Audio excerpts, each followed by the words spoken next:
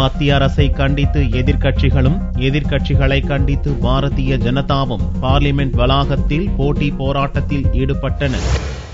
அமைச்சர் நிரஞ்சன் ஜோதியின் கருத்துக்கு எதிராக வெள்ளியன்று காலை காங்கிரஸ் துணைத் தலைவர் ராகுல் தலைமையில் எம்பிக்கள் வாயில் கருப்பு துணி கட்டி போராட்டம் நடத்தினர். பார்லிமென்ட் வளாகத்தில் உள்ள காந்தி சிலை முன் நடந்த இப்போராட்டத்தில் காங்கிரஸ் தவிர பல்வேறு எதிர்க்கட்சிகளின் உறுப்பினர்களும் கலந்து கொண்டனர். அப்போது ராகுல் கூறுகையில், பார்லிமென்ட்டில் எதிர்க்கட்சியினரை பேசவிடாமல் அரசு தடுப்பதாகவும் அதை கண்டித்தே போராட்டம் நடத்துவதாகவும் தெரிவித்தார்.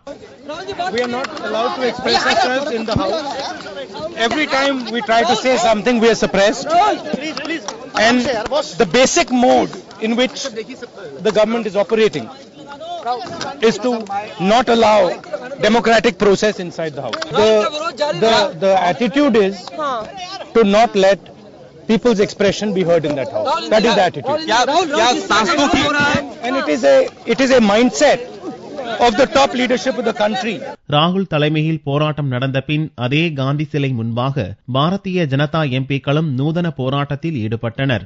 மகாத்மா காந்திக்கு பிடித்தமான ரகுபதி ராகவ ராஜாராம் பாடலை பாரதிய ஜனதா எம்பிக்கள் பாடியபடி போராட்டம் நடத்தினர். பார்லிமென்ட் செயல்பாட்டுக்கு எதிர்க்கட்சிகள் குந்தகம் விளைவிப்பதாக போராட்டத்தில் ஈடுபட்ட பாரதிய ஜனதா எம்பிக்கள் குற்றம் சாட்டினர்.